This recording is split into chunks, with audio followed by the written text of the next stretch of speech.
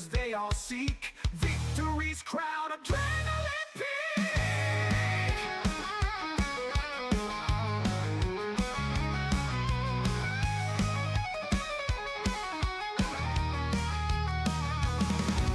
Mid-race tension, vision blurred, speeds unseen, voices unheard. Hexagon catapults, words slurred, MH strikes back, spirits stirred. Racing horns, coming like thunder.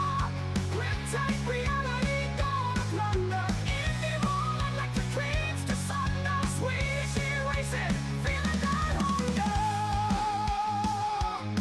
Ooh, yeah. Racing horns, coming like thunder. Grip-tight reality, gonna plunder.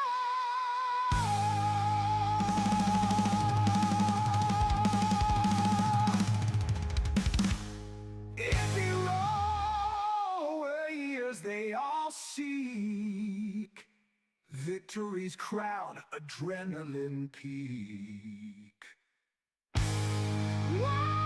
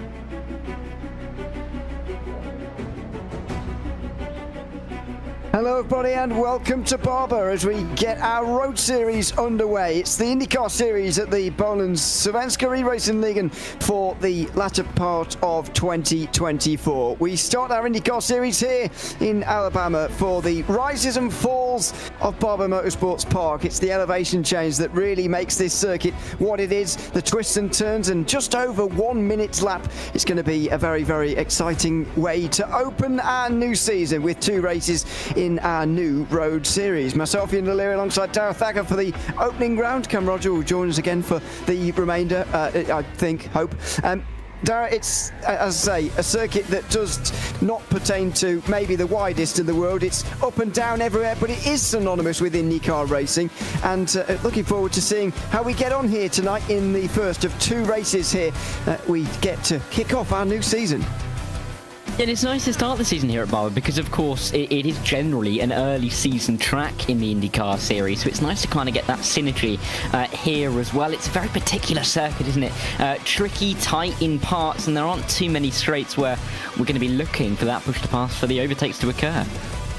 Let's have a look at the other circuits we'll be going to in 2 weeks' time. We'll be at Silverstone, where tyre wear is going to be high, as we've heard.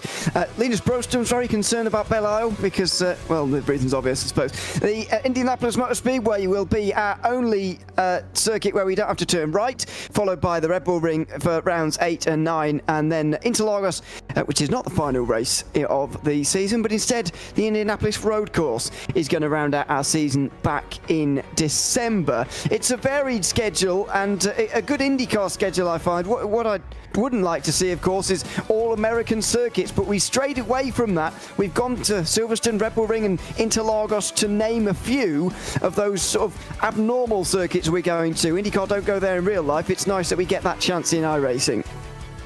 Yeah, those circuits might work quite well in these Indy cars. I mean, the likes of the Red Bull Ring with, you know, the long straights, the sharp corners. Interesting to see how the cars cope there. And also at Interlagos, a track that kind of feels like it's made for IndyCar racing. It'll be really interesting to see how it unfolds there, because that's what we get, really, isn't it, in sim racing in general, is that we can get these combinations of cars and circuits that we don't usually see. But it's great to have kind of that combination calendar of traditional circuits and then those new ones. This is Marcus Hagman making his way through the final few corners at the moment and making his way up and over the line for the first time as well. He's part of the Oval Series, of course, part of the Bohlin Svenska Eracingligan. That happens on opposite weeks, and we will be alternating weeks now, right the way to the 12th of December. On Thursday night, we'll either be going oval racing in the Xfinities or mostly road racing, with that one exception in the Indy cars. So look out for that. Hagman was third last week, only half a second away from the win. Here is Edwin Forsland, who was also at that race at Bristol 1 week ago. Look at him on board as he makes his way down the most difficult part of this circuit. I would describe it as turns 7 and 8. The corner names are absolute, and numbers are all over the place down there, but it's such a technical part of the circuit, and then into the higher speed, more flat out back part to the lap. Yeah, you get these fast flowing corners at the back, don't you, at 9, 10, and then up towards 11 and 12. I mean, it does speed up a little bit right at that back end, especially with that almost triple right-hander before the left-hander to get yourself back onto the main straight where Forsland is now. So, I mean, the opening part of the lap, and you mentioned 7 and 8, really, it's such a tricky little part of the circuit where you've got to nail it. You can really make or break a qualifying lap time there by losing the rear end of the car. You can bounce over one of those curbs and lose 4 or 5 tenths. So really important to get it through there nicely, because the rest of the lap quite high speed, and then some other, you know, tricky low speed parts. This is Henrik Lindhoff making his way through that section as well. Just 73 thousandths off Fredriksson at the moment. That's Oscar Fredriksson, who is currently leading the way. He was 4th in the standings last season, but because I don't believe we have the top 2 in the championship here today, we certainly don't have Marcus Beifeld, and I think Jesper Eriksson should be here, but I don't see him just for the moment. That means that the likes of Evan Lindholm, who's also here, and he's 3rd in the standings at the moment, and Fredriksson are the best placed of those who were in the championship last year, or last season I should say, earlier this year. Speaking of that championship, by the way, I should just tell you about some of the changes, other than the very obvious one that we're in an Indy car and we're going a lot quicker than we were in the FIA 4 car that we were last season. We'll have rolling starts, of course, for just 2 races on every evening now, not 3. We do have the same amount of evenings with 7, but we have 2 races per night, not 3, as Axon goes for a spin, and so there does the 77 of Peter Holmborough. Not the best session for those two at the moment. The other thing changing, top 20 will be reversed for race 2, and safety cars will be a possibility, so look out for that over the course of the races. The inverted top 20 is what really interests me though, Darragh. That's a big portion of this field. We've got 32 in the field for the moment. You can only imagine that will either stay around the same or maybe decrease slightly throughout the rounds, and by the end of the season we're going to be getting almost full reverse grids. super important for those championship contenders to keep their wits about them in those inverted races, which are surely going to be very busy, very exciting as well at a circuit like this. Yeah, you've also got to add into the fact that in those second races, we're going to be having drivers having to use both tyres. So they're going to have to find their way down the pit road at some point. There's going to be a lot of strategy behind that as well. You know, stay out longer on the blacks and then go to a red towards the end. I mean, there's lots of strategy that's going to come into play there, and I think they're going to be really important throughout this season to really pick out who are going to be the champions. You could be really fast, win race 1, but race 2 I think is going to be really indicative for a lot of these guys and a lot of the championship contenders to see whether they can get themselves into title contention, particularly early on, and to really put themselves into a position where, you know, strategy becomes a little bit easier to decide upon when we come to later on in the season. Out of turn 8 goes Evan Forsland now, as we can ride aboard with him with just 2 minutes to go. Plenty of drivers actually out there on the circuit at the moment, including the current pole sitter Oscar Fredriksson, who's going rather quickly for the moment. Can he just extend that advantage he has at the top of the standings to put this pole position beyond any doubt? As through the final corners goes Forsland, will follow him to the line. It just shifts up to third for that bit of extra traction out to the final corner and firing towards that start-finish line. Is he going to improve it from 8th position, which he currently holds? Doesn't look like it from the standings on the left-hand side. Here's Henrik Lindhoff also going quickly. Fredriksson and Lindhoff both improving here at the moment. This could be their last chance with just over a minute to go. Here goes Lindhoff round the final corner. A little bit of curve through that final turn as well, which unsettles the car sometimes. Can he get the pole position here? He might well do. Not quite. He's too slow, I'm afraid. 6/10 of a second behind, but may have another chance as we go aboard with Mikko Sundström. Now he's currently in 6th position and could overtake a couple of drivers who have done for the session. Not quite with that lap time though. Very little time now for any driver to make an improvement. Yeah, and for Augusten here in P7, being 1,000th behind his rival in P6, he'll just want anything to get himself a little bit further up the grid. Can he do it? I don't believe he can, and no, will stay in P7, which is gutting session over, but so close between so many of these drivers. The race is going to be really interesting off the line.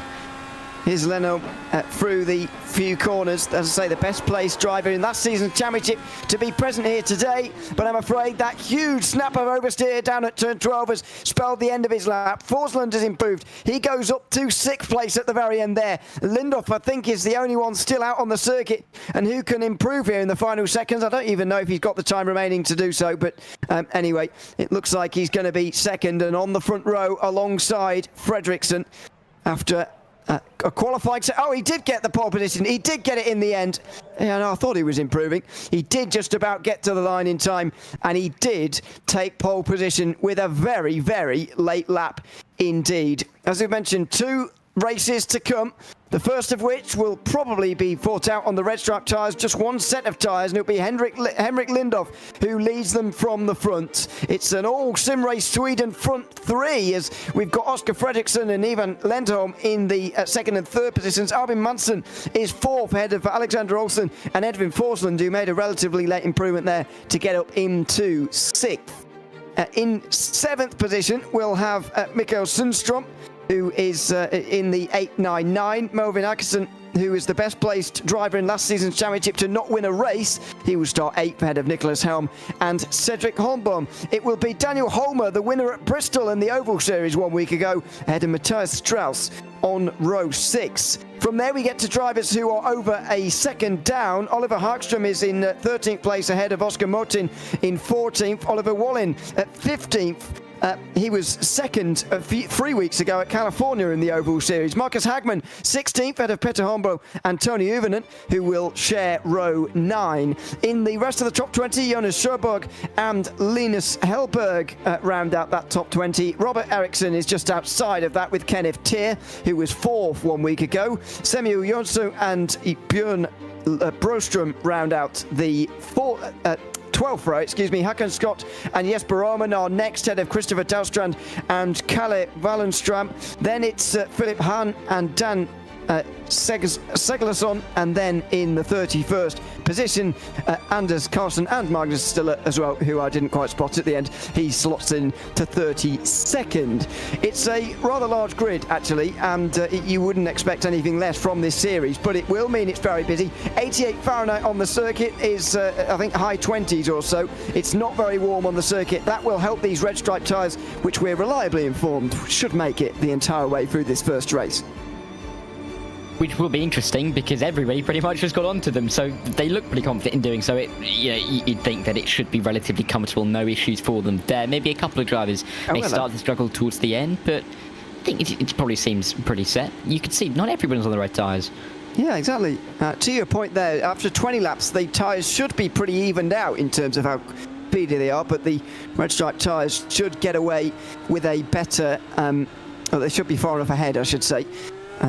We'll see in the second race, though, just what tyres they go on to, because as you've said, there is a mandatory 2 compound ruling. It means you have to use them both over the course of 33 laps. Just 20 laps in this opening race, though, and that actually means it's going to be quite a dash here, and I wonder how motivated these drivers are to get off to a good start. Oscar Fredriksson won 2 races last season. He's on the 2nd place to start this race alongside a teammate. I wonder how those two are going to interact with each other. Is it going to be a case of being nice to your teammate because it's only the opening round, or are they going to set the tone with infighting amongst the SimRacing Sweden drivers who are congregating the top 3 in that qualifying session?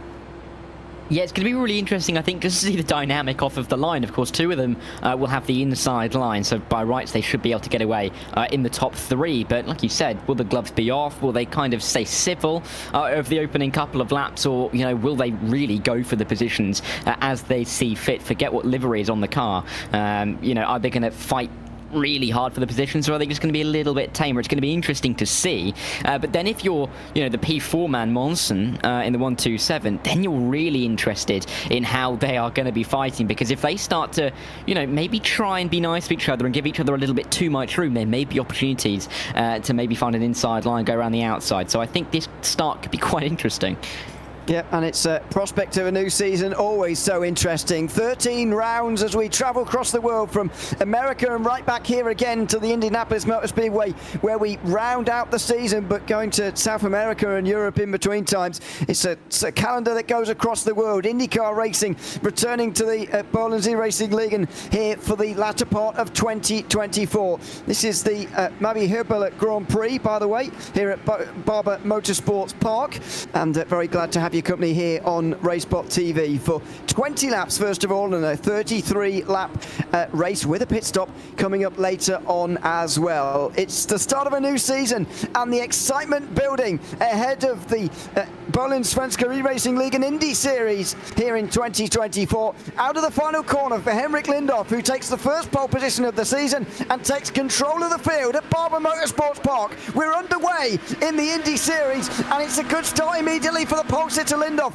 and Fredriksson is going to get dived by his teammate as well. Ivan Lindholm has gone through as there's cars spinning off already down in towards turn number 1. That's Oliver Bohlin, who's gone off, I'm afraid, into the gravel on the opening lap. But other than that, it's been a clean start, especially for the top 10 or so. Yeah, the top 3 getting away nicely as well. Great to see that the pole sitter got away relatively okay, but in behind, and there's a massive incident on the exit. Oh dear, that was a terrible spin, I'm afraid, for a few, and somebody went up into the air and they've broken, I think, their front left wing at least, maybe suspension as well. There's a lot to go and have a look at the end of this opening lap, and I'm sure we will do. Already 3 drivers, I'm afraid, in the pit lane. Oliver Bohlin, who we saw going to the gravel at turn number 1. Björn Broström, as well as Dan Segelsson, has also gone into pit lane. We kind of expected this. It's Barber Motorsports Park, and this is the kind of thing that happens off the start. Yeah, and Lindhoff and Lennholm, they're getting away from everything that's happening behind, and they need to, because it is absolute chaos at the moment. There's a nice gap between Fredriksson and Forsland at the moment, over a second already. Opening up between those two. Oh, and there's a massive spin into the wall, onto the racing line as well. Oh, it's around for Motin. Motin's broken his rear left suspension as well. He couldn't do anything about it. I don't think he knows it yet, but he's pulled out of the way now. What a shame that is, as Mikael Sundström on into the inside wall on the exit of the final corner, went straight into Oscar Motin, who I'm afraid is down at pit lane as well. It's been a chaotic opening lap of the Indy Series. 7 drivers have found their way onto pit lane after just 1 lap. And it's going to be really important now for the back end of the top 20, because a lot of those drivers that qualified, towards right at the back of the field now really do have a chance at getting themselves into that top 20 and into that reverse grid, which could do wonders for them at the start of a season. I also noticed that a couple of the drivers in the top 10, notably Hjelm and Holberg, who are now, I believe, 6th and 7th, they started 9th and 10th, so they're making nice moves through the fields. We're seeing moves into turn 9 and 10. That's very brave from Tony Uvenen, who's made up, get this, 7 places in the opening 2 laps. And that was the 7th of them as he overtook Marcus Hackman, who's also made 4 places of his own. Through the final corner he goes, with Petter Humbro right behind Jonas Sjöberg and Linus Hellberg right behind there, as well as some others. Let's have a look at some things that have gone on further down the field. Oh, excuse me, this is further up the field towards the front. Henrik Lindhoff is leading the race by 0.3 of a second here. And then it's Ivan Lendholm, who's just overtaken Oscar Fredriksson for 2nd position. There's about a second between those two. Then Edvin Forsland, who's broken into the top 5 ahead of Melvin Ackerson, who finished last season in 5th position. He's 5th place in this race early on as well. But I think these drivers and well, a lot of drivers, including us actually, up here, will be hoping that calms down a little bit in these next few laps. Everybody just settles in here to a new season. A hard place to start a new season, as we've said before, but this has been a chaotic start to the opening laps of a new season. And you can just see on the tower there just about how the amount of names in the pit lane. There were 7 on the screen. There may be a couple more as well, but it really does show how many drivers have been forced to make their way onto pit lane so early on in this race after what we've seen. I mean, you mentioned it being a little bit chaotic. I mean, a couple of trigger-happy moments from some of the drivers, just losing the rear end out of the corner and creating a wider incident from that. But a lot of the drivers who've been able to pick their way through have done so very well. You mentioned before Uvenen, currently up in P11, who's boosted his way up the order. Hjelm as well, and Åkesson in P5. They started towards the back end of the top 10. They're now fighting for some big points right at the sharp end of the field. And with Fredriksson dropping back into the grips of Forsland and Åkesson as well, this could start to be a battle for a podium from some drivers that may have qualified outside the top 10. It very much could. That would be a great thing for them. By the way, everyone who's been in the pit lane so far for this race has stayed in the pit lane. We've not seen anybody exit just yet, and so 24 drivers remain in the race, but unfortunately a good 7 of them, the remaining 7, remain down on pit lane after 4 laps, which is the end of this one. Lindhoff still leading, Henrik Lindhoff, where he qualified, of course. Get off to a great start. This is Oliver Wallin spinning towards turn 1. Not sure what meant that he... that'll be it. He didn't quite slow down in time to avoid front wing damage. And further back, we didn't see this live, but Bjorn... Oh, my goodness! Bjorn Broström was catapulted up the back of by Dan Segelson there, who was in towards turn 1 pretty ambitiously. This was a big spin for Alexander Olsen, and somebody went up in the air trying to avoid, damaging their front left suspension. Couldn't identify that driver at the time, and this was Sundström's incident. So unlucky for Oscar Motin to get caught up in this. Yeah, I mean, you come around the final corner, there's a car quite literally bouncing across the circuit. There's not really anywhere that you can go, so really disappointing. But at the same time, I think, if you're in that situation, if you are the driver that is basically collected by an incident, at least you have the solace in thinking that there is realistically quite literally nothing you could do there. It was just such an unfortunate moment at the start of a season, so it's not what you want, it's not what you need, really, and not great for the confidence either, as at this circuit, which really you need the confidence, you need the rhythm at to succeed.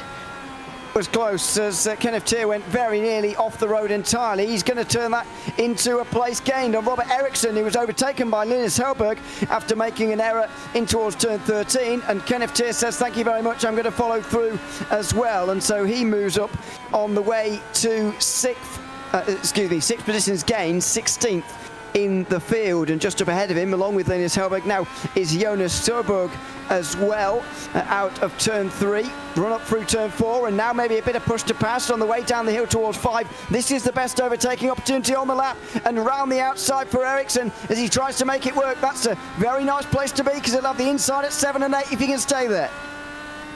He will, but will he be able to stick his nose down the inside? Tricky place to do that. Sweeping around the outside, though, making the position. I think that's what we're going to be expecting to see throughout this evening. If you've got the line in towards 7 and 8, the car, either on the inside, if they've not got enough of a wheel alongside, likely to back out because it is just so dangerous to go side by side. But the height of the curbs that we see through the middle of the corner, still finding it out, though, on the way in towards 9 and 10 and forcing a very defensive line and making the manoeuvre. He's lost his front wing, though. He's just clipped his front wing off there slightly, has he? Oh, he might be all right. I'm not sure. Kenneth Tier is going to try and go down the inside as well here of Sjöberg, who's held the inside into the final corner. Tier didn't get that right, especially through the final corner as he tried to get the exit. Ericsson to be close, and there he has a look on the way towards turn 1, but it didn't quite work. Tier would have been hoping he could follow through there, but he wasn't quite able to. But Jonas Sjöberg is looking all at sea at the moment. He's now down to 15th, and he looks like he's going to be on the defensive for quite some time in this race if he's not careful. Yeah, and Ericsson trying to make himself big in the mirrors, if nothing else, going for a move to the inside. Get a good exit here, and you're likely to be able to complete it down at 7 and 8, but you can just see the line that Tier has got around the outside, getting the power down early and keeping himself very firmly ahead, not even close on the way down into 7 and 8 through this. Such a trick. You can really appreciate it from the T-cam, how difficult that corner is. Unsighted, bouncy, and difficult to make the overtake, which is what we've seen so far, and it's why we've been so impressed at the moves that we have seen, particularly on the opening lap down there. Don't forget that we can see more from the T-cam as well than the drivers can actually see, so it is very impressive as you drive through unsighted there completely. Oh, that was close. Tier getting very close to the back of Sjöberg there. Through the final corner, though, now go and onto the front straight at the end of another lap. 13 to go, as you can see, a breathless start to the Bohlin's Svenska Eracingligan Indy series here for the last season in 2024. We're of course running parallel on the opposite weeks to the Oval series that will run across the winter. This, of course, will stop before Christmas as Kenneth Tier is going to be overtaken again here, or look to be overtaken by Robert Ericsson, who did this last lap, but Tier got a good exit from turn 5. Is it just going to be a sense of deja vu, or will Ericsson get more joy this time round? He's on the outside, at least he's alongside on the way towards turn 7, but you need to be further than just alongside to make it work around the outside through that corner. Yeah, having to sit in behind and just trying to manufacture and overtake somewhere, which is difficult at this circuit. There's no doubt about that. Tricky place really to craft an overtake, and I think we're going to see that prevalently in race 2.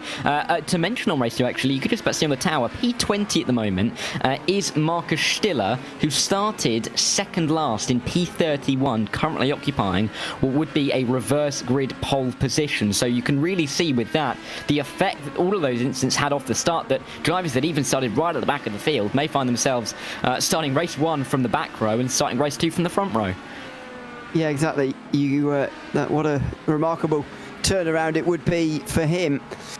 But he's still got 12 laps to see it out. A reminder, top 20 will be reversed for race 2 in every round in which we have a double race night, and that is on all but the IndyCar Oval. As we've got a car off to the left-hand side there, it is a lapped car trying to stay out of the way of everybody and doing the smart thing by staying out of the way. I think that was Oliver Bohlin on the outside of turn 5, just trying to stay out of everybody's way, and did a very good job of it indeed. Now we're starting to settle into this race, though. Less incidents in the last... Oh, I should not have opened my mouth. There was a spin in the background immediately as I was completing that sentence. I apologise to whoever's gone around in the background there, because that was awkward down at turn number 8. I think, indeed, it's not Stiller, is it? It is. Oh, we were singing his praises. He's not starting on the front row anymore, I'm afraid. Yeah, it's all gone wrong, hasn't it, in the last 30 seconds? I was saying how well he was doing. You were saying there's been no incidents, and it's all compounded onto itself, isn't it? But it's so frustrating for him, was having a great race. Now likely to have to come onto pit road, although staying out. Clearly the damage isn't too bad, even though we can see half of that front wing is gone. But it now promotes some other drivers up into those top 20 positions. The likes of, Samuel Joensu, who's started around that area, but maybe didn't have the best of starts. We're looking at Ericsson going for it again, it seems. Oh, round the outside this time through turn 5 again here who is this on? It's Sjöberg again. So He's trying to finally make this move stick, and now he's dove very deep on the brakes at turn 7 and got it done. Robert Ericsson into 15th position finally, although the turn 8 exit wasn't very good. Sjöberger's alongside him. Oh, they don't want to go side by side through 9 and 10, and for good reason as well. And so they single file it out. The reason I was hesitating a moment ago is because Kenneth Tier is no longer 17th, but actually he's been overtaken by Philip Hahn and Hakan Schott as well. So Kenneth Tier down to 19th position, as there is the very awkward moment. I don't really understand what was going on there, but still very much the one who loses out.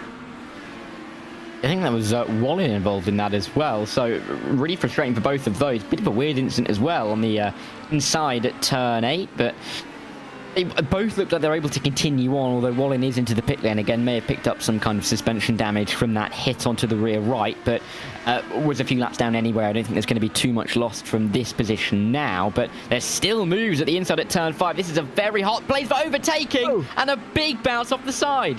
The cars are very bouncy today. Jonas Sjöberg off the road and down to 19th place as he bobbles his way off the circuit down at turn 5. Christopher Dahlstrand would not be too far away. Neither will Anders Carlson in 21st. And those are the drivers fighting for the final spots in the top 20. Important, of course, because that will put them towards the front in the early part of the next race. But these Indy cars are often lauded for having less wheel-to-wheel contact because the rear wheels especially are slightly more protected. But you wouldn't know that watching this race so far.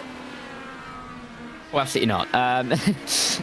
We've been seeing so much bouncing between some of these cars, which is, I think, creating some of these incidents or exacerbating the effects of them at least. But, you know, some of these drivers managing to keep it out of danger, but not the number 30. Ericsson. 35? Yeah. Ericsson off and in the wall, and I can only presume it's something very similar to Mikael Sundström, who spun into the inside wall, and he didn't spin out right into the middle of the circuit afterwards. He's taking his time to return to pit lane, but he does now do that, and he will be getting repairs for some time. No fast repairs, of course, in this series. You've just got to take your medicine when it comes, and that means now that there are only 20 drivers who haven't been in the pit lane so far. Stay on the road and you're in the top 20.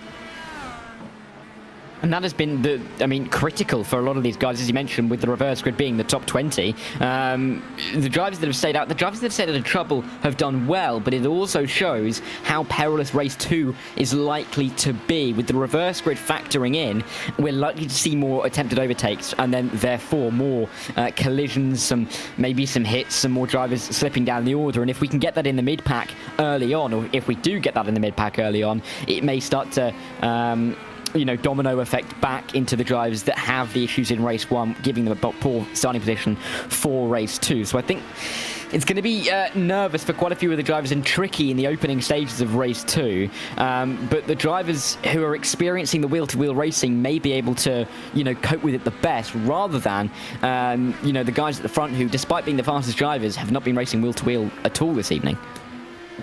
Not so much yet, but the battle for third place is developing here. Oscar Fredriksson is being hounded now by Edvin Forsland and Melvin Ackerson, who are right in behind, so watch out for that later on. Just a second between the two leaders as well, although Henrik Lindhoff is looking very strong at the moment at the front of this race. Last season, by the way, in the FAF4 series, the road series that we held earlier on in 2024 alongside the Oval Series, we had 7 different winners over the course of 21 races, an average of course, a new race winner every 3. And looks like we're getting off to a good start with that, because a driver who didn't win at all last season, Henrik Lindhoff, is on his way at the moment to taking a victory here, but he's got a good 7 laps still to go on that front as we go on board now with Petter Helmbro, trying to find his way past Matthias Strauss here in 11th position. These two will be, by the looks of things, not having their starting position for the next race changing very much, as they're fighting for 11th at the moment. Yeah, so it should be starting relatively near where they currently are, but the drivers in front of them are going to be vastly different. Not the front three of Lindhoff, Lenholm and Fredriksson, who have been so dominant so far, but the likes of Thies, Sjöberg, Carlson, who have been fighting tooth and nail, it's fair to say, throughout with the first half of this race. So it's going to be a different prospect for these guys, but they'll want to be starting in a great position, but that's a big mistake that Helmbro has been watching. He's going to inherit P11, and that is so disappointing because Hagman, I believe that was Hagman, went around there. No, it was Strauss. It was Matthias Strauss who went off. Don't know why it didn't update on the left-hand side there to say he's gone 11th, because he has. But anyway, that's down a position, I'm afraid, for Matthias Strauss. And so Linus, it's actually only lost one place, remarkably. But Linus Hellberg will close in. So will Marcus Hagman now as well. But from defending from just one driver, he's going to be defending from at least two here in the next couple of moments, I would have thought. They go down in towards turn 5, maybe 3 drivers as well, so it's going to be a busy old end to the race for him. But it just shows there's just no room for error around here, unlike the likes of Silverstone and Red Bull Ring and Interlagos we've got later on in the season. There's no room for error at these American circuits especially, and that's a prime example of it there. Grass lines this circuit and it's ready to collect you if you go a little bit wide. And with so many of these corners being, extended, I mean, particularly here at turn 2, you can see such a lot of rotation, nearly 270 degrees worth of rotation. I think it is that, in fact. Going wide at any point and getting a wheel into the grass, it's just going to, almost catch the car up in its own turn, and then you're likely to be seeing the rear end spin around with the rotation that you're putting into the steering wheel. So there is that big risk for the drivers, and when you're pushing the limits of the circuit, that does become an issue. And oh my word, we can see is that Åkesson nearly going straight on into the back of Forsland there, down in through 7 and 8. But again, going ever so slightly wide, getting into the grass can become a bigger issue than it really should be. That was very close on the way towards turn 8 there. This is one of the closer battles inside the top 5 now, even as we close in on 4 laps remaining in this race. News from further down the order, by the way. Kenneth Thier has come into the pit lane, and so unfortunately that's dropped him outside the top 20, and Samuel Jönsson has got that position now in the pole position at the moment for the second race. There he is in the number 169. He is a lap down, but many are at this stage in the race. In fact, only the top 19 are still on the lead lap, and Sjöberg, who is 15th, is only is 50 seconds off the lead of this race. So shows in the second race that legitimate lap traffic, I think, is going to be an issue, because the leader is so quick and the length of this circuit is so short. I think it also depends on the incidents that we get off of the start, because if there are cars that don't necessarily have pit lane necessary damage but do lose quite a bit of time fighting, they are going to become very prevalent in the second half of race 2. But if we're seeing the amount of drivers out like we are in this opening race, I think that kind of takes away quite a lot of that risk, because a lot of the cars that will be running around at the back of the field are just not on the circuit anymore. So I do think that the start of race 2 is going to be really important to kind of set the stall for what we're going to see towards the end of the race, because lap traffic could be really problematic, but it just depends who is on the circuit and where they are. And how cooperative they are, I suppose, will factor in, certainly, as Linus Hellberg gets his way through the final sectors at the moment. Hagman right behind, another car not too far away, but that is not a car for position, I can reassure you, I think. Reassure Hellberg anyway, as they go over the line again. Oh, a look up the inside from Hagman, but doesn't decide to go for it on that occasion. And they work their way around the long right-hander at turns 2 and 3. And we go back up to the teammates fighting for 4th position here. Åkesson looking, but not going to be suitably going through just for the moment, as they get to 2 laps to go. Only a couple of minutes remaining in this race now for Melvin Åkesson to work his way through, but this is exactly how he got to 5th place in the championship 1 season ago. In the 21 races, he was in the top 5 11 times, in the top 10 15, and it's this consistency that allowed him to be in the top 5 in the championship and not race wins, because he didn't get any of them. We're looking for that though this season. The pace shows that there's definitely going to be an opportunity surely throughout the season to do so, but he does look so locked in, doesn't he, to what he is doing, running some very tight lines, particularly through that opening sector, opening the car up a little bit more on the exit than Forsland.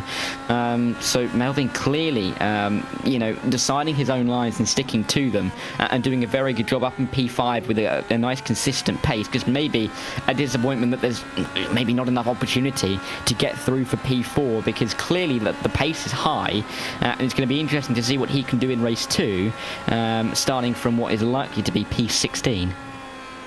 It is if he stays where he is at the moment, as he goes on to the final lap very shortly. Lindhoff will of course lead them on by because he is the leader after all, by 1.9 seconds. Over the line he goes and the white flag waves. So one more for Henrik Lindhoff, driver who didn't win last season at all in the FIA F4 series. Didn't compete in it either, and so he's going to be making a big splash here in the Indy series. Just a few corners to go for him. It is the best possible start, but I get the feeling that his biggest assignment of the evening is probably to come in this second race. Well, absolutely. I mean, this race it's looked easy for him, frankly, hasn't it? Controlled the lead at turn 1 and hasn't looked in his wing mirrors all race long. He'll get through in another lapped car now, winning by a couple of seconds. It's not been a walk in the park by any stretch of the imagination, but it's not been a high-pressured affair for him. Race 2 is going to be difficult. Starting from P20, he's got a lot of work to come back through the field, but this pace looks brutal. Out of the final few corners he goes.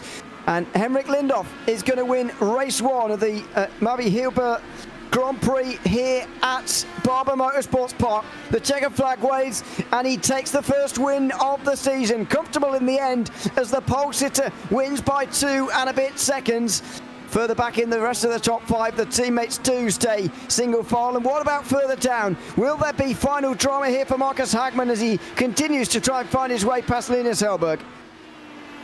Yeah, Hellberg looking defensive, doesn't he, down in towards the final few corners, but I think he's just going to have enough. If he doesn't drop a wheel into the grass into this final long right-hander, he should be good to stay just in front, but look at the pressure being applied into the final 2 corners. Not close enough. Difficult to pass around here in some ways. And so they stay in the order they were in over the line, just ahead of the rest of those inside the top 19 who ended up on the lead lap, and the 20th driver off the lead lap. Samuel Jonsu, who will be on the pole position for race 2, so that will be an interesting one for him. But Henrik Lindhoff be starting 20th because he's won race 1 in a SimRacing Sweden lockout of the front 5. Ivan Lendon was second, ahead of Oscar Fredriksson in third, with Edvin Forsland and Melvin Axon running up the top 5. Nicholas Helm gains a lot of places to get up to 6th, and so he is just ahead of Cedric Holmberg and Daniel Holmer, the winner at Bristol 1 week ago. Oliver Hagström jumped up to 9th ahead of Tony Uvinen, who made the most impressive start in the field. In 11th place was Peter Helmbro, and then we've got Matthias Strauss after that big spin towards turn 12 and 13. He'd still recovered to finish ahead of Linus Hellberg, who held on from Marcus Hagman. Philip Hahn rounds out the top 15 with Hackenstock 16th. Then it's Christopher Dahlström, Jonas Sörberg and Anders Karlsson on the lead lap. Samuel Jönsson will be on the pole for this second race. Kalle Wallenstam, Albin Manson both got out the pit lane pretty quickly. Kenneth Tier didn't really after entering the pit lane. Robert Eriksson crashed out the final corner. Marcus Stiller got that contact while he was in 20th place with Oliver Wallin. Mikael Sundström hit the wall on the exit of the final corner, as well as the rest of them cycled through on the bottom of your screen, the rest of the retirements. Well, a breathless opening 20-lap race. 33 more laps to come here in the opening round of the Bohlin Svenska Eracingligan Indy Series here from Barber Motorsports Park. We'll be back after these messages with race 2.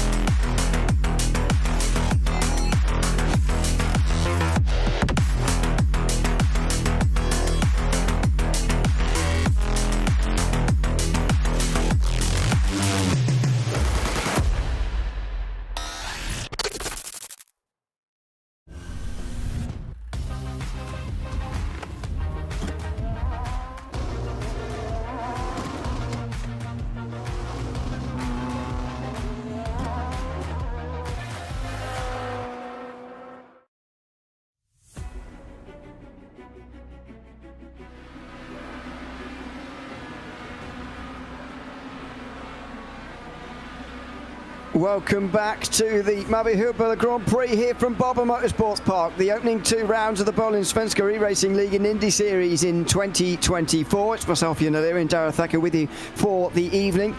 A lively opening race, Dara, is the way I would describe that. I can't imagine this second reverse top 20 is going to be any calmer, to be honest, especially on the start. Oh yeah, I mean, we're going to have those guys that were on pole, that pulled away at the front, starting right at the back of the mid-pack, really. They've got a lot of work to come through the field, but it just depends how much work they've got to do, because we might see quite a bit of carnage up near the front, if we're being honest. I think a lot of the drivers are going to be keen to get the moves done early, and that might lead to some incident. Hopefully we get through the opening lap clean, but after what we saw in race 1, I wouldn't count my chickens before they count my chickens before they hatch? Count my eggs before they hatch. Count your chickens. You might know how many you've hatched. I don't know. Anyway, I've smashed together 2 sayings there, haven't I? You have a little bit. Final seconds of warm-up, and then we'll see the grid itself. But we already know that the pole sitter had issues in the opening race and had to drop back to pit lane, come back out again quicker than any of the other 11 who ended up going in pit lane, or 12 who ended up going in the pit lane, and got out on pole position. A remarkable turnaround in fortunes, I think it's fair to say, for Samuel Jonsson, who will be starting this race from the front of the field. And, well, good luck to him, because it's going to be a big change from where he started the opening race, and everybody else indeed behind. Anders Carlson will be alongside him, with Jonas Søberg and Christopher Dahlstrand on row 2. Hakan Schott and Philip Hahn are going to be sharing row 3, with 7th place taken up by Marcus Hagman. Linus Hellberg will be 8th ahead of Matthias Strauss and Petter Helmbro. Tony Uvinen looking to make another one of his great starts from 11th. He'll be alongside Oliver Hagström, who is in 12th. Daniel Holmer is 13th ahead of Cedric Holmbaum, and then we get to those, there are 2 SimRace Sweden drivers. There will be a lot of those coming up here. Nicholas Helm, not one of them, but Melvin Axon certainly is, as is Edvin Forsund and Oscar Fredriksson, sharing row 9. And then rounding out those who've been affected by the reverse grid, Ivan Lenholm and Henrik Lindhoff. Caleb Wallenstam will be 21st ahead of Alvin Masson, and by the way, all of these drivers visited the pit lane in the opening race. Kenneth Tier and Robert Eriksson will be sharing row 12. Marcus Stiller, 25th ahead of Mikko Sundström, who was in the wall out the final corner on the opening lap. Alexander Olsen was at 27th in that opening race, and Oscar Motin, after getting involved in Sundström's incident, 28th. Oliver Walling got caught up in a couple of incidents and finished 29th ahead of Bjorn Broström, who he went into the pit lane on the opening lap with, and Jan Segelson, who he clashed with. Jesper Roman, I hope, will be taken to the start this time around, because he was in the starting grid first time round, but he didn't quite make it for the long-time veteran sim racer. 33 laps as well, Dara. I'm hoping that means a bit more of a settled field, but it's going to be a long race, and there's going to be tyre complications to go within this as well. Expecting those at the front to go on the red stripe tyres and those towards the back to be on the primaries to start with, but everybody has to use both throughout this race.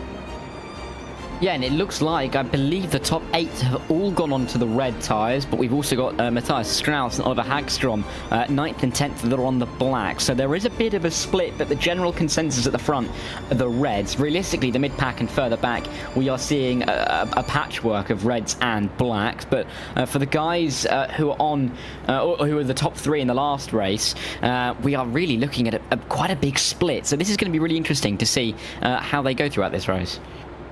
Certainly is, as we make our way towards turn 7 and 8 here, and I wonder at the end how they're all going to sort of evaluate this opening race of this, or the opening round, I should say, of the season. Really, I mean, we've got Silverstone to come in 2 weeks after this. That's surely going to be a very different affair. But, we've got Detroit after that, an oval in the form of Indianapolis after that as well. There is very little time to settle into this series, and only in the final 3 circuits, I would say, you get some circuits that maybe everybody could find a bit more manageable. But, by the end of the season, with 3 rounds to go, we're going to know who's up there and who's not as far as the championship goes. It's a difficult start to the season, and it doesn't really get easier. No, it doesn't. I mean, Silverstone coming up soon as well for these Indy cars. It's going to be difficult on the tyres, so I think there's going to be different challenges for these drivers to face, adapt to, and overcome early on in the season when they're trying to construct a bit of a title challenge for themselves. But it's 33 laps, a reverse grid, 20 car reverse grid here at Barber. This can only be an insanely crazy race, and we'll just have to see who can come out on top after about 40 minutes worth of racing. Well, pace car about to pull in for the second time, and the MABI Hyrbilar Grand Prix Race 2 here at Barber Motorsports Park is about to get underway. It's Samuel Josensu who will get the field underway and be in control as he makes his way out of the final corner now. Let's hope it's a bit of a cleaner start than what we saw in Race 1. Green flag in hand here at Barber Motorsports Park. A few trying to anticipate the jump, and we are now finally underway. Josensu making a decent start, but staying out of the way is Stiller immediately on the outside. Going very wide there, one of the drivers as well, up over the grass, but everybody making it through turn 1 this time round, unlike in race 1. Up over the hill they go, and then down in towards turn 5 as well. Oh, big accident! Oh, a huge smash on the way over the top at turn 4. An absolutely monumental crash, I'm afraid. And down the field, even Lindholm is already in pit lane. What a shame for him, a huge shame for him. Podium in race 1, already pit lane after lap 1 here in the second race. And it's the type of incident that we've seen before in IndyCar. I think a couple of years ago, Joseph Newgarden stranded in the middle of the circuit and just collected by some others, and it's exactly what we saw there. But bouncing over the curbs, going wide through turns 9 and 10. That's Philip Hahn who's dropping down the field. But it's an absolutely frantic opening couple of laps. Big starts from the like of Holmer, who's right up to 12th already. Oh, careful in towards turn 13 here as they go side by side, looking up the inside here for 9th place Forsland on Hagman. Oh, and in the grass and the gravel, Short has gone right down the field, I'm afraid, after going too deep into the penultimate corner. Thankfully, a bit cleaner at the final corner this time round, though. At the front of the race, Jonas Sjöberg is leading the race ahead of Samuel Josensu, then Anders Carlsen, who's down to 2nd and 3rd. Meanwhile, huge crash again at turn 2 as Oliver Wallin is involved, along with the race 1 winner, I think. Is he? No, I'm not entirely sure. We'll get confirmation of that. Oh, and another one down into turn 5. It's carnage at the start of race 2. Yeah, and that's Strauss down there. I think the only surviving podium sitter from race 1, maybe Fredriksson, or they may be slightly wrong if the timing tower hasn't updated just yet, but I've seen at least 2 of the top 3 go around. It's been an absolutely disastrous start for the drivers in the mid-pack who feel like they have the pace to get to the front of the field, but for those guys who have survived, it has been absolute carnage. Yes, Fredriksson, the only driver it seems to have survived. He's up into P10 after starting in P18. So who is in the pit lane here? Even Lindholm certainly is. I think the others on the podium have survived, but I can't tell you that for sure at this moment. Sjöberg is still certainly leading, as is Josensu. Actually, Fredriksson's being overtaken here, is he? Further back. He's going in the pit lane, or somebody is, I would say, from the top 10. Don't really know why the order's jumping around quite so much when we're watching them, and clearly they're not battling. Here we go, up the top 10, and watching Lindhoff working his way through, now into the top 10, and these are the 2 that you really want to be focusing on here as far as who's going to get the most points today is concerned. Lindhoff and Fredriksson further down here in the latter part of the top 10. There's a spin in the background, I'm afraid, for one of the drivers. Not entirely sure who that was, just outside of the top 10 there, falling out. Meanwhile, Forsland also has got up into 4th position. That's been a very strong start for him. 13 places gained for Forsland early on here. Yeah, and just picking his way through the traffic, which is incredible to see with the carnage that we've seen so far. I think you were right about the top 3. It's Fredriksson around the outside of turn 8 and 9, and Lindhoff looking for the move as well, coming down in towards this tight right-hander. Can anybody get their way through? Yes, Lindhoff does get his way through, and he follows his teammate as they now run 8th and 9th. Marcus Hagman just trying to hold on because he's being absolutely hounded from every angle. There's a collision in behind as well out of the final corner, but Albin Manson's going to the inside at the opening turn. 3 wide, and that wasn't going to work, and don't Oh, it has somehow. Well, I'm not sure how they've managed that, but they have somehow. And they all come out the other side, still pointing in the right direction. Carlson overtaken by Atkinson, by the way, for 5th place, but that's not exactly unexpected considering where they started in relation to each other. Goodness me, already only 20 of the drivers are still out on the circuit. More than a third of this field have already had to come into pit lane. Which is incredible, realistically, when you think of, a third of the drivers already gone is just going to take away so many of the cars that we were talking about as potentially being lapped traffic. We might not have as much of a problem with that in this race if there are just less cars circulating on the racetrack. But big moments in the championship in the early days, especially for the likes of the guys that did so well, the likes of Lennholm, who was so strong in the opening race, but not going to be picking up anything in the second race. Fredriksson and Lindhoff both around the outside at Carlson at the final corner. These two hunting as a pack and working very well together indeed. I think Carlson deciding that staying in front of those three would have been really short term and not really worth the candle there, so just decides to get out of the way. That's Fredriksson looking up the inside of Hane just in the middle of your screen as we have a look at Helmbro here, who was the one who fired across the road and got absolutely smashed into by a couple of drivers. That was quite a bad crash, I'm afraid, for Mikko Sundström. One of them, he had a bad one out of turn 1 in the first race as well, as Oscar Motin, who was the other. Oh, he's been unlucky twice today as well. Shame for Oscar Motin. Now, interesting to find out, we look at what happened to Alexander Olsen. Oh dear, I mean, he's the one who comes smashing back onto the circuit, right into the path of everybody else. And that was what happened at turn 2. Matthias Strauss got, assaulted really, I'm afraid, down here at the corner by Tony Uvenen, who made that very late and locking up move, and he had to return to pit lane as a result of that. Robert Eriksson put on the exit of the corner, getting on the power too soon. He had to spin around the whole way round and then get back going again. Linus Hellberg was, that's what we saw in the background where we were watching our 3 wide moment. Hellberg was in the wall at the final corner. What's still not quite clear to me is where Ivan Lennholm went off, because we've seen all the other incidents in my mind, but unless he got caught up in that one up here at turn 4 on that one, I don't know where he went off.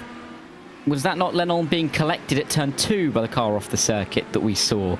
It may have been somebody else, but the right livery at the very least. So that may have been where he got collected. But, oh my word, here goes Lindhoff. This is not the place to make a move. There's massive contact. This could be curtains for Lindhoff.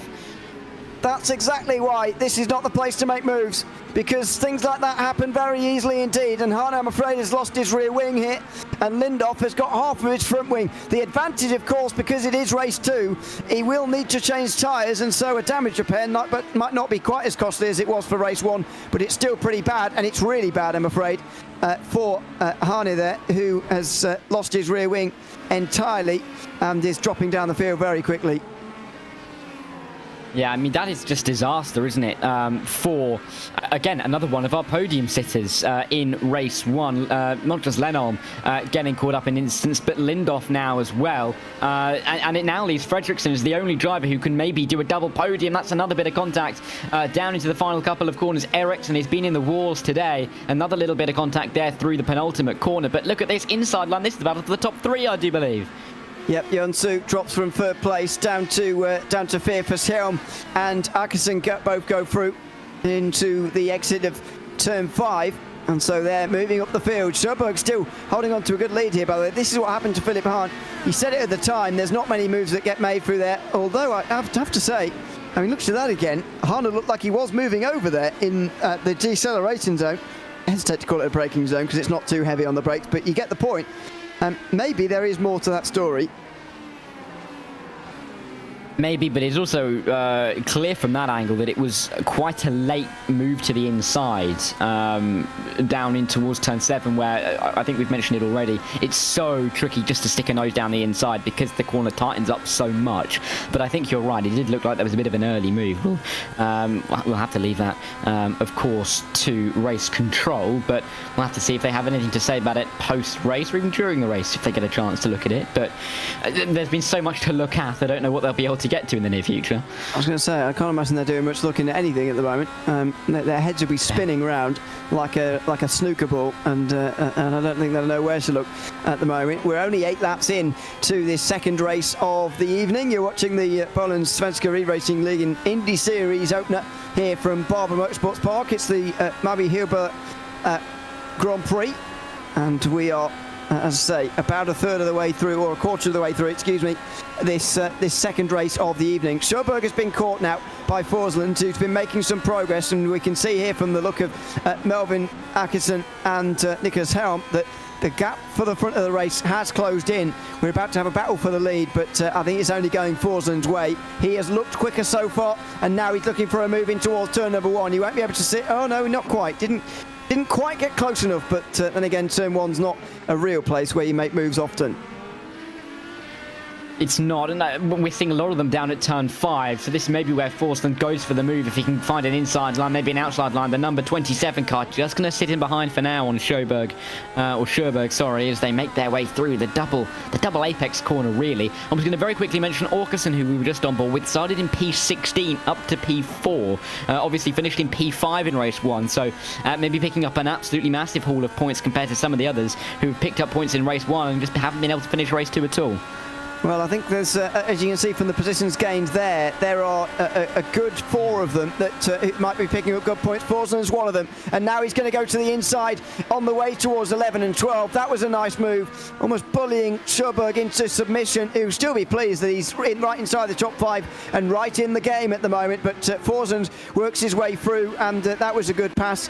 He is in the lead, and now he's got to drive home this opportunity. He may not get a better chance to win a race this season. He has got to drive home this opportunity.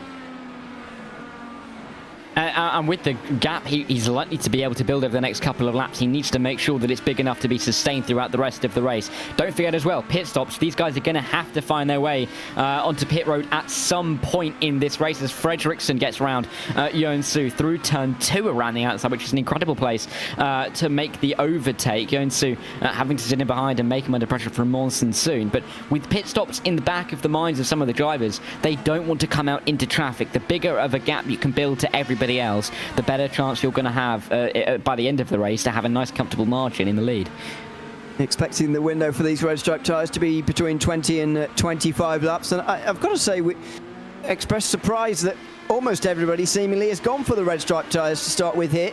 Yes, having a punchy start has been deemed very important by everybody, but actually having a conservative start and just sticking where you are and getting those tyres out of the way hasn't really been something that they've opted for. I suppose the disadvantage of going for the primaries early around here is that you might end up pitting early onto the red stripe tyres and ending up in a lot of traffic for the remainder of the race because it's not a long lap, and so you might go a lap down, but if not, then you'll be certainly stuck in a lot of traffic. Yeah, it's so difficult to judge as well, isn't it? Especially with the amount of cars currently on the circuit. Despite the fact that we have had so many retirements so far, there is still a lot of cars circulating. And you do not want to get caught up behind any of them at Barber. I mean, this is, I think, the most difficult circuit for overtaking possibly on the calendar this season. And to kick it off, kick the season off with it, means that it can only get better from here. So the drivers have got to be careful. They can't be too rash and too brave with the strategy. I think it's fair to say they have to make sure it's measured because they cannot afford to get stuck in some traffic on maybe an overcut or an undercut and lose a lot of time. About to hit 1/3 distance now in this race, and if anyone has gone for primaries, then to start with, then they will be pitting around about now for scheduled stops, but I can't imagine that is many in the field. Through the penultimate corner for now for Ackerson, who is looking intently now on the rear end of Nicholas Helm, as if to say, well, are you going to overtake Sjöberg or not here? Because if you don't, then I will. And he has a look down the inside at turn 1, can't quite make it work, enters a bit wider, loses a bit of time, and now Helm looks to the inside through 2 and 3. This is the corner where you really want to get a good run down the hill and then plunging upwards again very steeply through turn 4 in towards the downhill braking zone at turn 5, which is oh so difficult. Helm has gone very deep on the brakes there. He's got it stopped in time too. He moves up to second position at the expense of Sjöberg, who will now look backwards and see Ackerson trying to follow him through. Yeah, and you've got to be careful now, Arkeson, because he wants to be following Hjelm, no doubt about it, but he knows that he needs to make this overtake, but he's approaching a difficult part of the circuit to try and find one. You can see the face of concentration that he's had really all the way through this evening. He's been so focused and dialed in. He just needs to find a way to get through on the number 75. Maybe going for a bit of an up and under in towards this triple right-hander. Going to be difficult to find an inside line here, but looking for the send into the penultimate corner, and I think he's got it. He has. Well, you don't see that very often. Through into turn 14, and Åkesson there has made that look very easy. You do see moves through there relatively often. Well, not often, but you know, it's not infrequent, but you don't see it with such ease. Åkesson was able to just float the car down the inside there and work his way through to third. He'll set his sights on Hjelm now, who he will believe he was quicker than before they both had to make that move, and he might be on to repeat that move again as he battles for second place, I'm sure, in the near future. Fredriksson again moving forward here too. So I think there's a number of drivers we can outline here as to who's had two good solid races so far tonight. Forsland is one of them, I think, based on the positions he's gained. Hjelm as well, one of the only SimRace Sweden drivers who's had two good races strung together as well. Åkesson, who's been in the top 5 twice, and Fredriksson now as well, who's been in the top 5 twice. Those four have shown themselves to have two solid-ish races, and I think they'll be most pleased if things were to stop right now. I think they would be. I think, yeah, those guys that have really been able to benefit and gain all those positions at the start of this race are going to have a big advantage over some of the drivers that, you know, got caught up in it all. Lindhoff, big example of that, 5 laps down, back out on the circuit, but in 21st, and with not too much hope of progressing much further than that. Lenholm, still in the pit lane, won't really be getting anything at all out of this race. They had such great pace. They had, you know, such a dominant display in the opening race of the evening, but a championship is built off of all of the points that you gain, as Fredriksson now down the inside of Sjöberg, gaining up into P4, despite the fact that Fredriksson finished third in race 1 and looks probably the slowest out of the 3 teammates at the front, with all of them looking incredibly fast. Fredriksson is likely to come out ahead in the championship out of the 3 of them because he was able to keep himself safe in race 2, and it's going to be a critical theme throughout the year. Yeah, it certainly is. Oh dear, as they go side by side here. Well, I wasn't expecting him to do it so quickly. Åkesson, wow, in towards turn 9. You don't see that very often, and you really don't on this occasion. Hjelm didn't get a good exit from 8, and so he's been surprised by Åkesson. There's got to have been some build-up to that.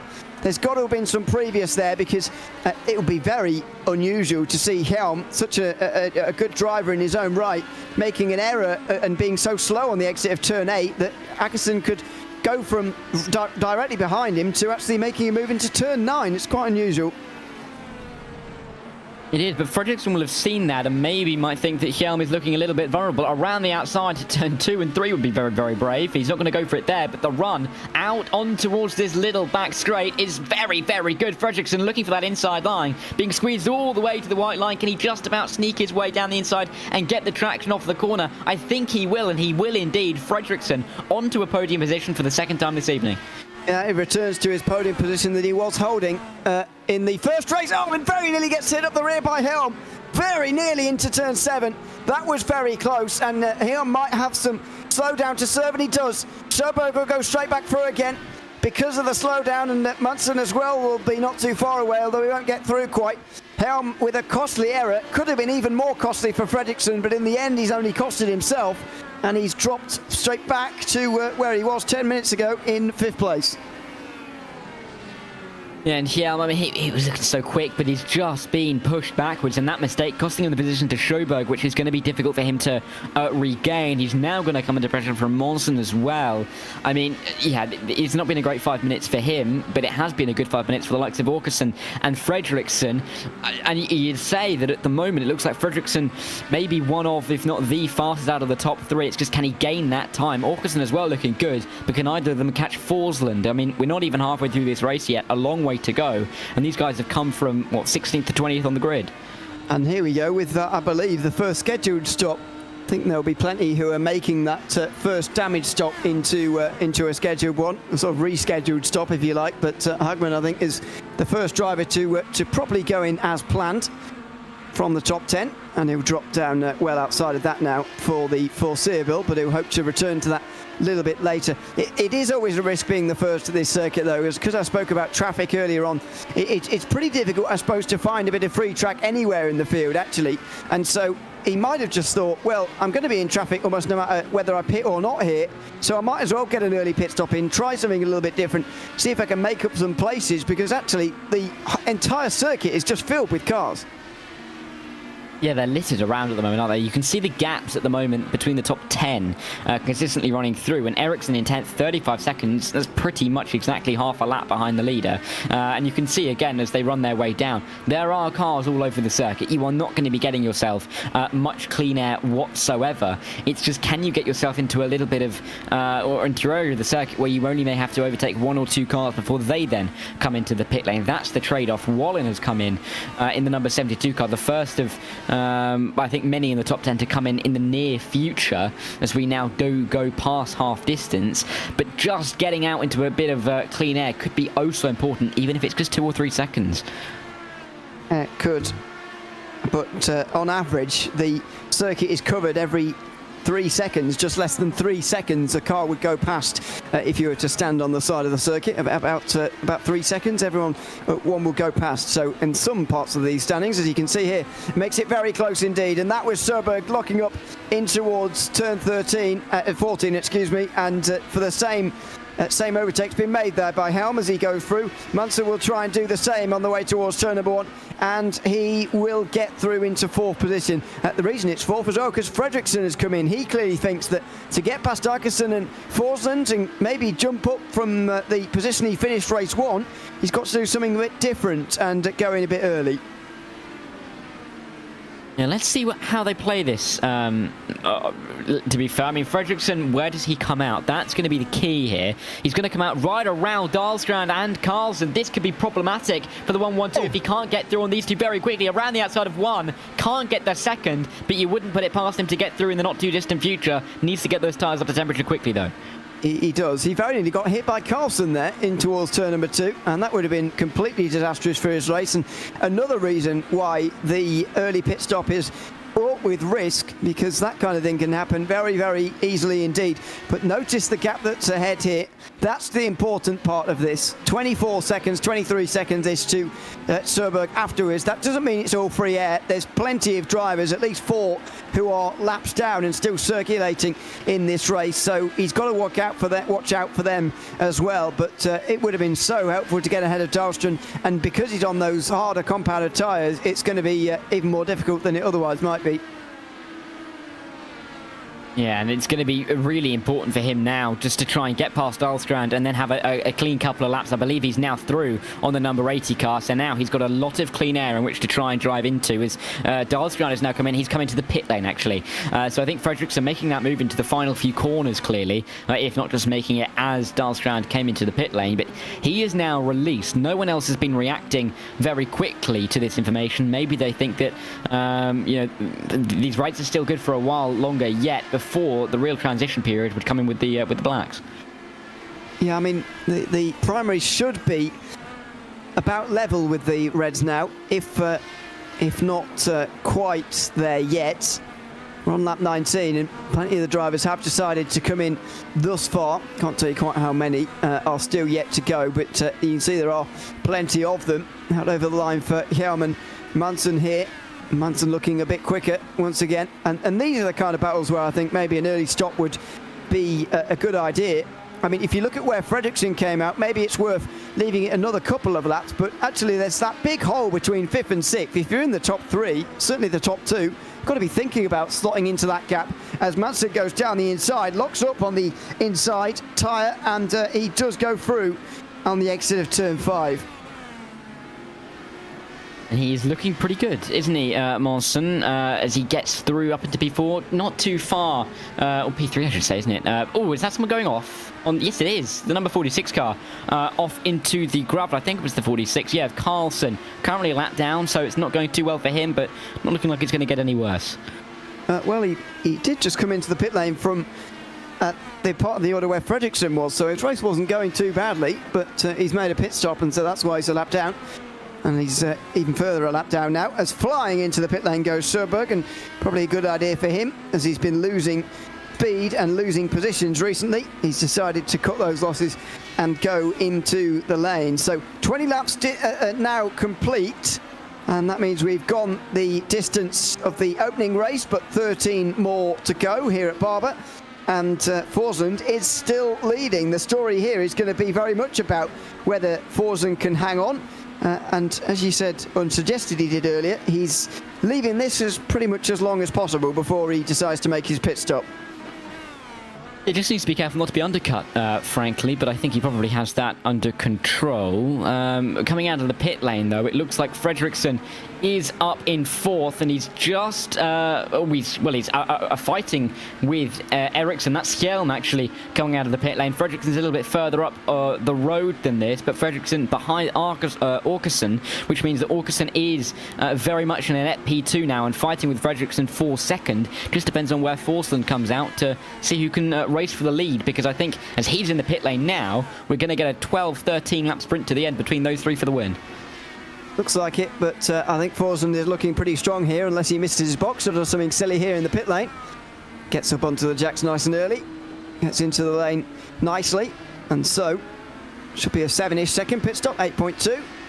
That would do just fine for Edvin Forsund, who makes his way out of the pit lane now, and just watch for Åkesson on the left-hand side. He didn't come round the corner, so he'll be absolutely fine. I don't think Forsund will be under much pressure for the remainder of this race. Obviously, this circuit puts you under pressure on its own, but he's just got 12 more laps to bring this home from here, and take a win in this series would be a great start to the season for him, and it would be two solid race results as well. He wasn't on the podium in race one, but still two solid ones. Absolutely. I mean, I believe he finished P4, didn't he, in race one? So a P4 and a win would be, fantastic for him to start his championship. He'd be right there with Fredriksson, who's on for 2 P3s in a row, unless he can get through on Åkesson. So it's going to be very close between those two. Åkesson's going to be up there, Hjelm as well. And I think those four are going to be a cut above the rest, at least for the time being, after the opening couple of rounds, because they've been able to survive race two. I think that really is going to be a key throughout the season, is which drivers can manage race two and the starts in race two the best, who can stay out of trouble, because just getting lucky maybe even at the start of race two could be enough to really keep yourself in a championship battle, because a couple of big incidents could really take you out of it. Holmborn that was, getting through into 13th position. It's pretty run-of-the-mill pass in towards turn 5 as Munson also comes into pit lane, so the field is now cleansed, and everybody has made their stop. Munson 4th position as expected, just behind Fredriksson, who will be looking to close on Åkesson and make up that time to go second, but we'll see in the remaining 10 laps whether he does have the speed to do so. So it's Edvin Forsund who leads ahead of Melvin Åkesson and Oscar Fredriksson, who is the driver in this field with the most wins in last season's championship. Only got 2, but the 3 who are ahead of him in that tally are not here, at least for the opening round of the season. So he does have the most experience in this field of winning, but we could well see that being caught up with by those around him. Already, of course, a win earlier on in the day for even not Lennholm, excuse me, Henrik Lindhoff, of course, who's now 21st and back out onto the circuit again. He didn't win last season, didn't compete last season, but Fredriksson certainly did, and that experience may well be something he can take forward into this season as a laps driver comes out ahead of him here out of the pit lane. I think it's Ericsson, is it? And that's just maybe compromised his exit through turn 3. It's these little things he can't really afford, because there's only 10 laps to go, only about 10 minutes to go, and he needs all the time he can get.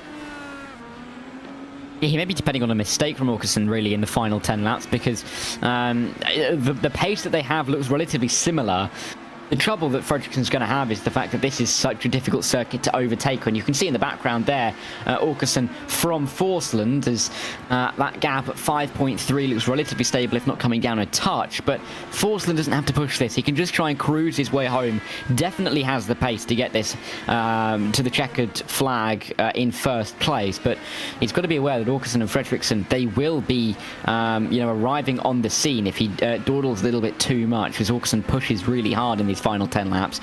But then the case is, can they make the move? Of course, difficult at this circuit. At other circuits like Interlagos, you may find it a little bit easier to overtake, but at Barber you've really got to be having quite a large pace advantage, and I just don't think anybody at the front's going to have that here this evening. Yeah, it's looking good for Edvin Forsland right now, as just ahead of him. This battle for 14th place is going on. It's just ahead of him, I think it is. And so that could get pretty awkward as he tries to negotiate the two of them and put them a lap down once and for all. That is Björn Broström, who's just out of the pit lane, as we've just seen, and Hakan Schott as well, who's down 10 in this race so far, but very difficult to judge someone losing positions in the second race, especially when they've gained places because of a reverse grid, as Hakan Schott certainly has. He's pretty much exactly back to where he finished in the first race, which probably means he's done okay. Looking to overtake Björn Broström here, but could be pretty tricky because Broström has just made a pit stop, and they do now go a lap down, and Edvin Forsland goes on to another lap, and makes you wonder just how many drivers are going to finish on the lead lap here. It's a very short circuit and a very quick pace at the front of this race. Yeah, and I mean, with a couple of drivers about 58 seconds back from the lead that are still on the lead lap, but still in something like 12th and 13th, it means that they may be at risk. We'll see it when the tower ticks through how many drivers are at risk, because Hagman, 45 seconds back, is on the cut-off, but the likes of Dahlstrand and Stiller as well, they look like they could be lapped, which means that we might only have a third of the field that started this race finishing on the lead lap, which would be crazy. Oh, Åkesson's been made to work for this lapped traffic, going right round the outside and through into a better track position. Oh, excuse me, that was that a battle for actual position that we're watching? I don't really know. It's hard for us to tell, to be honest, based on what we're seeing. But anyway, it's pretty impressive if it was an overtake for position there. But anyway, I think it was, wasn't it? For Oliver Hagström on Samu Josensu.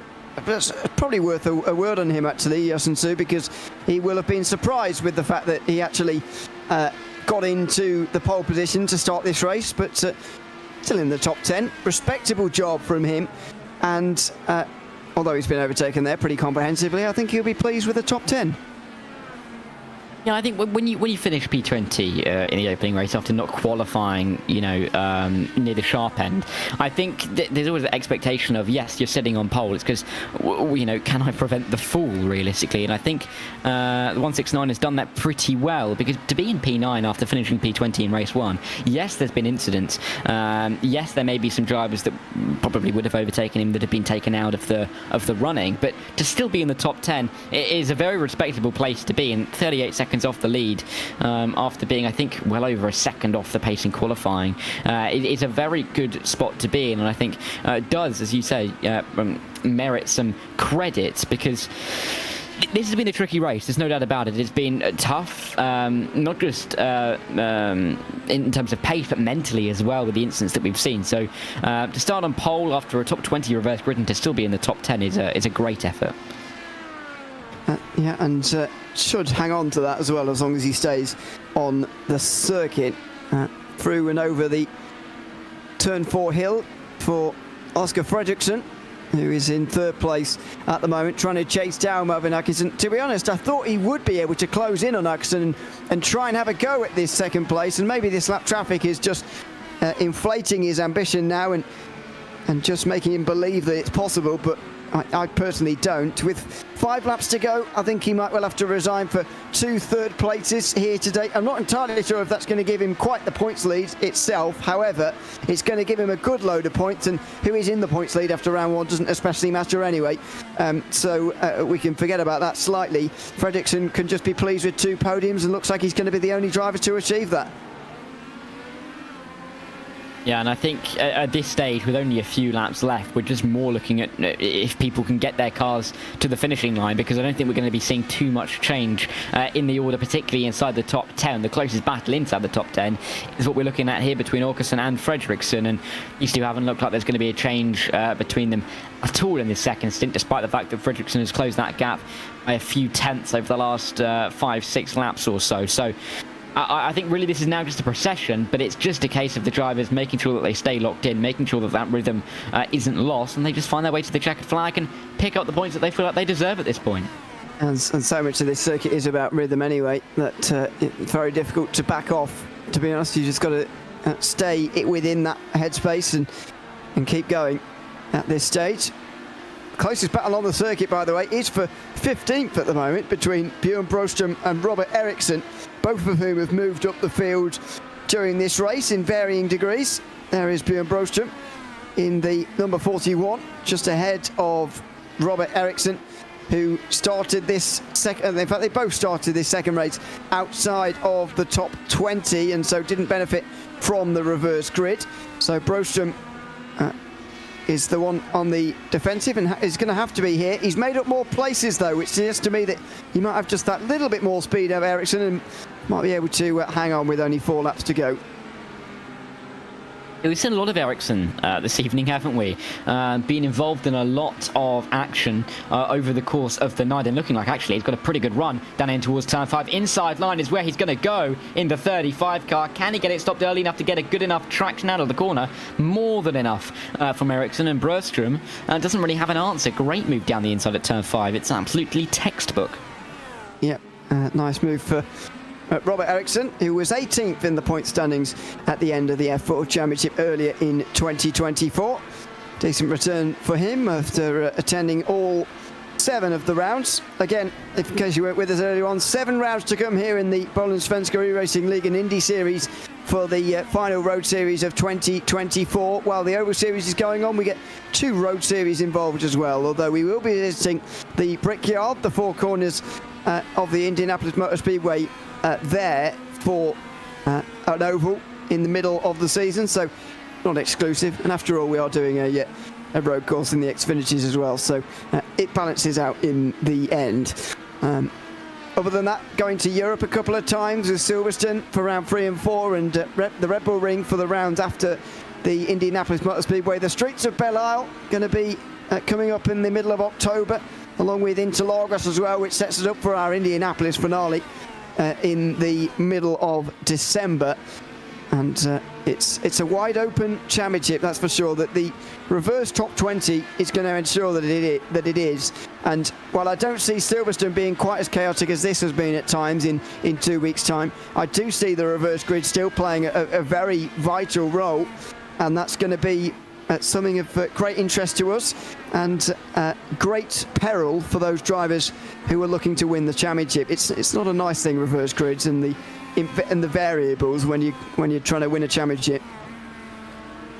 I mean, there's lots of names that we've seen this evening who've had good pace, who aren't at the sharp end of this race, obviously, after having issues at the start of this second race. The likes of Lenal, of course, who was so good finishing P2 in race 1, not able to carry that through into race 2. You also have to think about Lindhoff, who won race 1 after starting on pole, but not having anything to show for it realistically in race 2. Those guys are going to be thinking about how can they gain the points on the likes of Forsland, Åkesson, Fredriksson and Hjelm, who are already going to have them on the board. So this is wide open in the early stages. There's a good 7 or 8 drivers who are definitely in this championship, and I think as you've talked about it, I've talked about it, these reverse grid races are going to be the crux of the championship, because just surviving the opening few laps is going to be critical for maintaining a championship charge. Otherwise, drivers are going to find themselves dropping off, losing too many points, like we're seeing this evening from the likes of Lindorf, who, despite pole and winning the first race, nothing for it in race 2. He is still circulating, but yeah, comparatively nothing. He's actually back to where he started, would you believe it, in 20th place.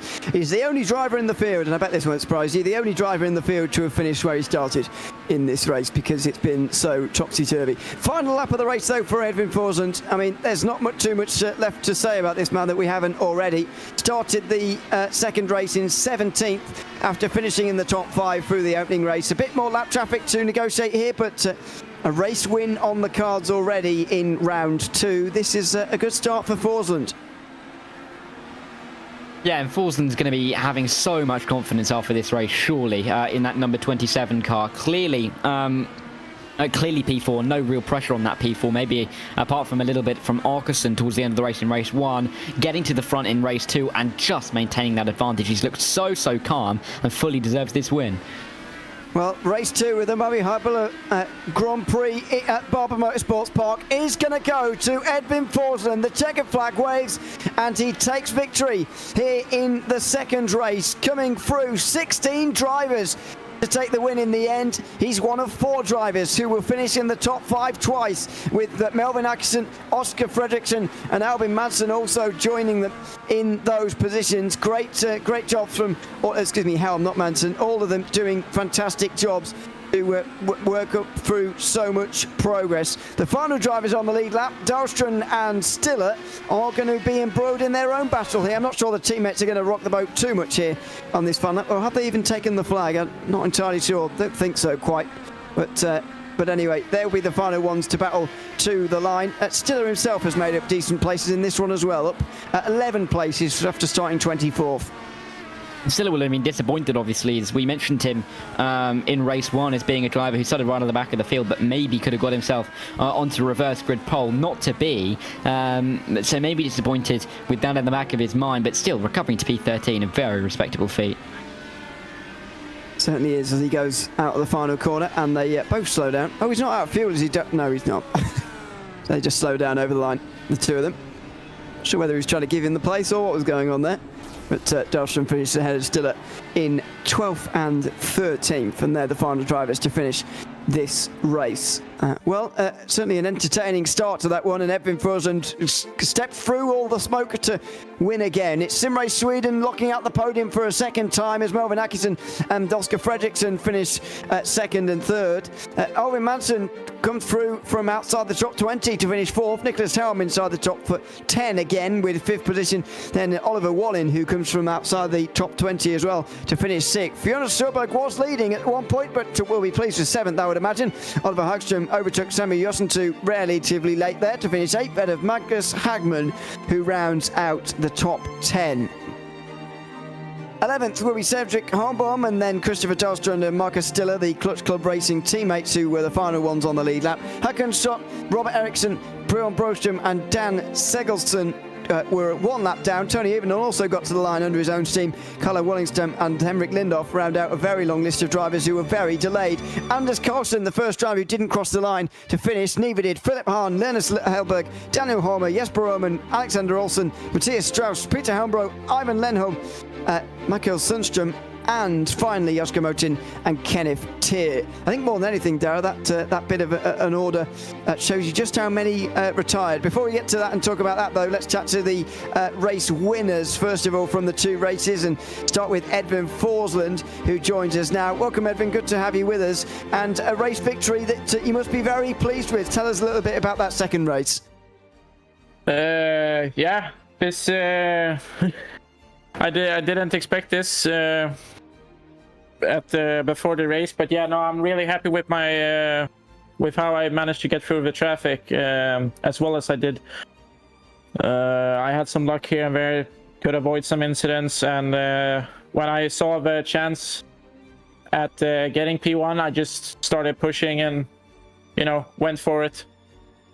And but at the same time, I tried to tire conserve a bit more than I did the first race, because I felt my tires towards the end were getting very bad. in the first heat. So yeah, no, lovely race. Really happy to be able to grab the win.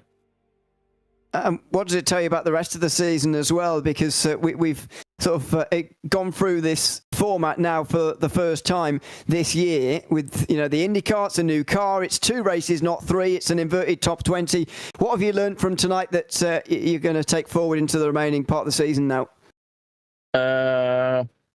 Be careful when you're starting further behind and passing cars, and yeah, the red tires aren't as fragile as they first seemed. It's good advice to have. Evan, congratulations on winning race 2 tonight, and thanks for coming to chat to us as well. Yeah, thank you. Thanks very much, Edwin Forsen there, the winner of race 2. Let's bring in the winner of race 1 next. I know I'm going slightly out of order, but feels correct. Henrik Lindhoff, who is able to join us as well. Henrik, welcome to the booth. Good to have you with us. Let's talk about race 1 first, because I'd imagine you'll be more pleased with how race 1 went. Pretty lights to flag victory for you. First of all, your qualifying lap, which was very strong and very late, of course, to take that pole position, and then the race itself. Did you realise quite before coming into this lobby that you had that amount of speed, or did you surprise yourself? No, I think I was pretty confident in my speed. We had a test race this Monday, and it went really well. I had great speed and very consistent, so I thought, like, if I just keep my head down, I will probably manage it. So yeah, I knew the speed was there. And somewhat remarkably, you managed to finish in the same position you started race 2 as well, despite starting 20th, dropping down and then coming back to 20th again. Tell us what went wrong for you in that second race.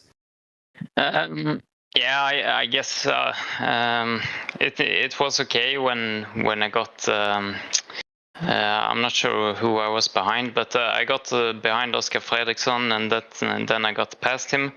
Tried an overtake on the slower car, but yeah, I don't know, maybe a bit late on it from my side, but also the braking from the car in front. So, but yeah, it was my mistake, so it doesn't matter. So yeah, I crashed basically. Too bad. Yeah, well, hopefully it's 2 good races to come in a couple of weeks rather than just the one. Congratulations on winning race 1, though, and thanks for coming to chat to us as well. Yeah, no problem.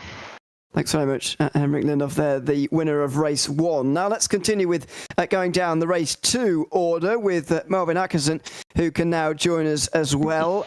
Melvin, welcome in. Good to have you with us. Sorry for interrupting your conversation. It's good to speak to you. Second place here in this one. You just about held up from Oscar Fredriksson, who was chasing you down at the end.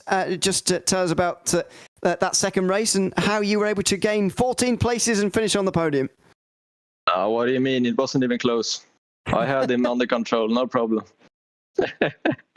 No, but it was a very good race. The second race is all about survival, really. And it was pure chaos on the first lap. So my main goal was just trying to survive. And unfortunately, my pace wasn't strong enough to catch Edwin. He was very fast today. Very good on his tires and very good race pace. So congratulations to Edwin and of course Henrik as well. Very good start to the season for the team, and we're happy. Yeah, you mentioned the opening lap carnage, which was present through race 1 and 2. I can't imagine that came as much of a surprise to you, but do you expect that to continue throughout the second races, especially throughout the remaining part of the calendar? Because Barber Motorsports Park's very narrow, and some of the other circuits might be a bit more accommodating. What do you think? Yeah, I think it will be pure chaos, the whole calendar, really. So if you're looking for entertainment, you can just skip the first race and then watch the second. Well, we'll see if you are proved correct in the coming weeks. Melvin, congratulations on second place in race 2 tonight, and thanks for chatting to us as well. Thank you. Thanks very much. Melvin Atkinson there, finishing in second place tonight in race 2. And then Oscar Fredriksson, who was third in both races. Let's chat to him as well. Oscar, welcome in. Good to have you with us. And congratulations on a couple of good performances and podium finishes here for you tonight. Tell us about that second race, first of all. Did you think you had enough time to get to Melvin and pass him quite, or did you think you were going to run out of time? No, I think he had good pace. I was gaining a little bit every lap, but it's really close to really hard to get close. And I really burned up my red tires going through the traffic, so I tried to pit a bit early, see if I could put some pressure on with the fresher primary tire, but they were way too cold coming out of the pits, so lost a bunch of time and then slowly gained it back. But it's really hard to get close here, and Melvin had very good pace, so I think P3 was about what I could do. And despite that, you've got a double podium. How is that making you feel about the rest of the season now? You must be very pleased to get the season off to this kind of start. You know, you haven't won a race, but you know, not many people have in the first 2 races. There's only been 2 races. You finished on the podium twice. How does that make you feel about the rest of the season? Yeah, definitely happy with a double podium. It's good for the championship, and I definitely had like a championship mindset going into the second race, just trying to stay alive and pick whatever positions I can at the end. But a bit disappointed with my pace in race 1. Henrik and Ivan was really quick, and I just couldn't stick with them without burning my tires up. I was trying to save them a bit to last the whole 20 laps, but just to be a bit too easy, I think. But yeah, happy with a double podium, 2 points. Well, congratulations on that, and thanks for chatting to us as well. Thank you. Thanks very much, Oscar Fredriksson there, finishing 3rd twice tonight. Well, that's just about going to do it for us tonight, Dara. A good start to the season here at Barber Motorsports Park, that is for sure. Thoroughly enjoyable. Carnage at the starts, quieting down towards the end, but a good start to the season. Yeah, I don't think we're going to see anything really like this for the rest of the year. So it was, a bit of a special round to kick the season off. Looking forward to Silverstone. Going to be a very different affair. Going to be interesting to see how the tyres work in that race, and if there's quite a monotone strategy when we head over to the UK. But yeah, going to be a really exciting season all the way through, and we've clearly got lots of contenders for the championship. Yeah, 3rd of October. Make sure you join us 8 p.m. CEST, I should say, for all the action. And before then, of course, next week we'll have round 3 of the Oval Series to bring to you here on Racepop TV, so make sure you join us for that. It's Edwin Forslands at night in race 2 here today, along with Henrik Lindhoff, who won race 1 here in the opening round of the Bohlin Svenska Eracingligan Indy Series here from the MABI Hyrbilar Grand Prix at Barber Motorsports Park. From myself, Ian Leary, Darrell Thacker and Hugo Louise behind the cameras. It's goodbye for now, and we'll see you next week.